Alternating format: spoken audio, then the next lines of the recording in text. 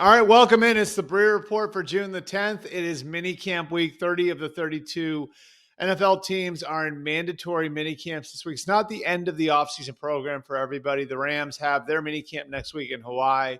Some teams have their offseason programs bleeding into next week, but we are getting closer to summer. And finally, we have a team for Aaron Rodgers. He is a Pittsburgh Steeler. He will be out on the practice field later today.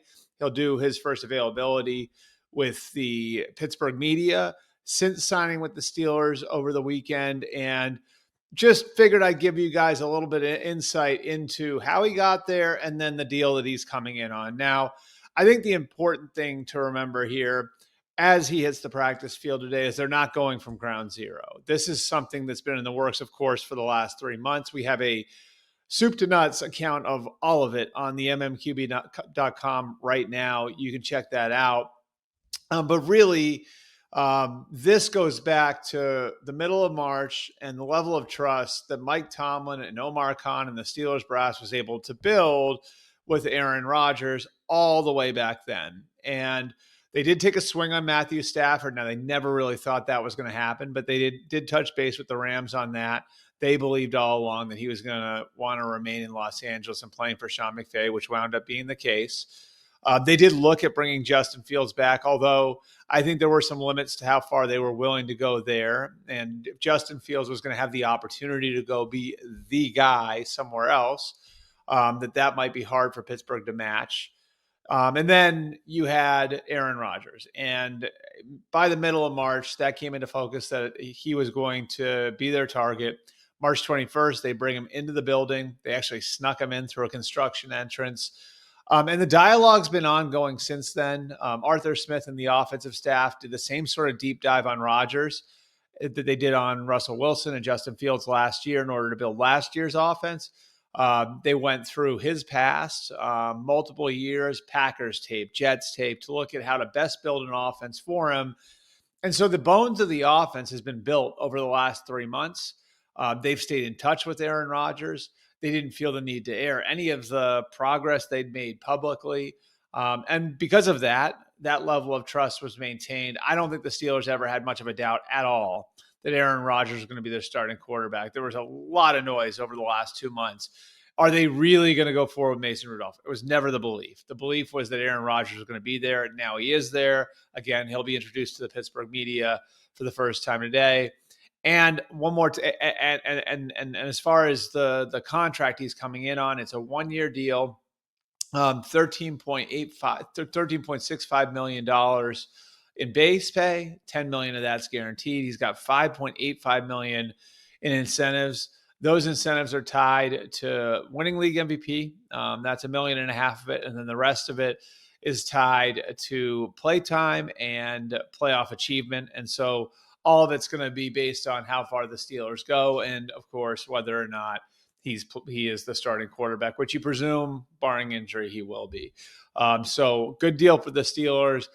If he maxes it out at $19.5 million, he'll have won the MVP. They'll have won the Super Bowl. I'd say that's a good deal all the way around, given what the going rate is for quarterbacks in today's NFL. All right, topic number 2 for this Tuesday morning would be Jaire Alexander. For 7 years, he was a Packer. He is no longer a Packer. This is another one that began really in February and March and has dragged on through the offseason. He was set to make $17.5 million on his old contract in 2025. The Packers were never going to pay that. And it's not that they don't like him as a player. In fact, last year, Jeff Hafley came in as their first-year defensive coordinator, and he was calling the defense differently when Jaire was in there.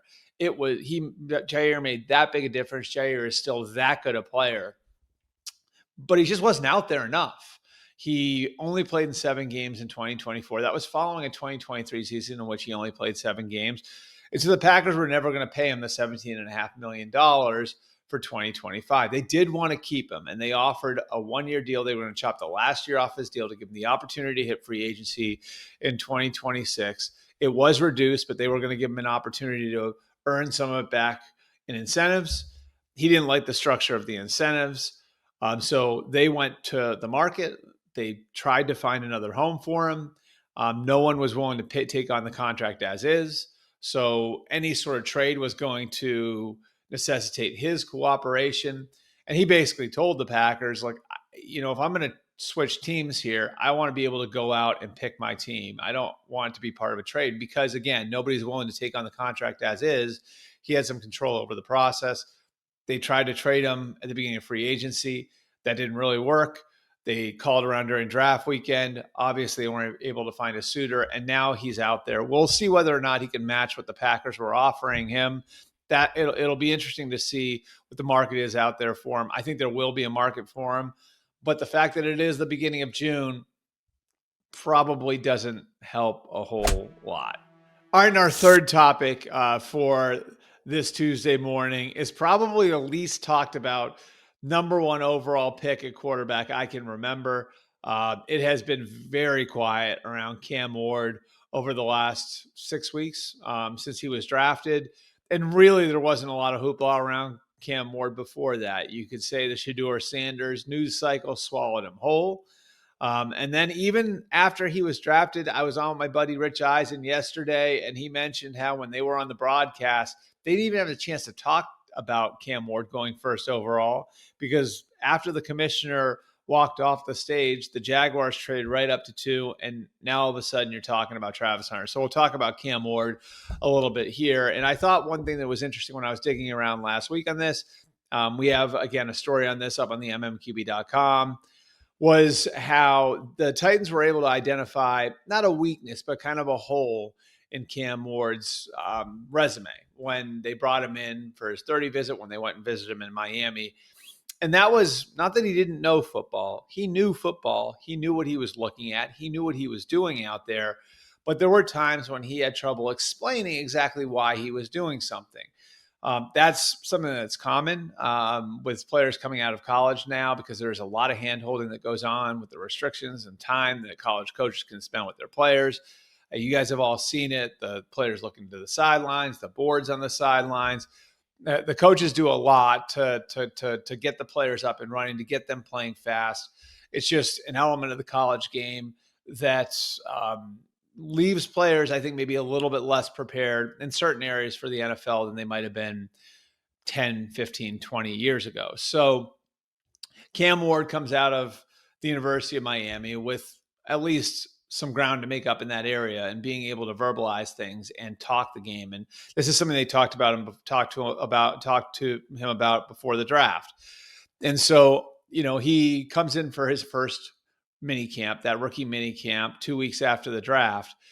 They have their first, they all come in on a Friday, and that Saturday morning at about in the 5 o'clock hour, the coaches start to come into the offices.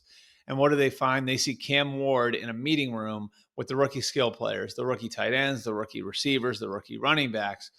And he's basically running the meeting. They're going over the day's script. They're going over what the coaches were trying to install. They're going over elements of the playbook. They're going over all of it. And that's great, of course, if it happens once.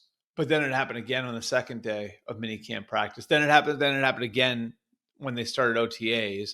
And it's become a habitual thing where every day the Titans are in the practice field, Cam Ward is in there with the rookie skill players, going over the day's script, going over the installs, going over the playbook, going over everything they need to go over as rookies.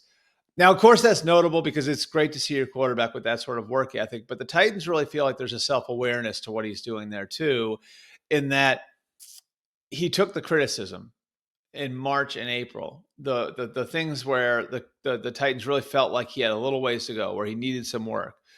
And he's really trying to work on those things. And he's working on those things in a smaller group, of course. Like maybe he's not ready to be the vocal leader in front of a group of veterans yet, but he's doing it on a smaller scale with the rookies.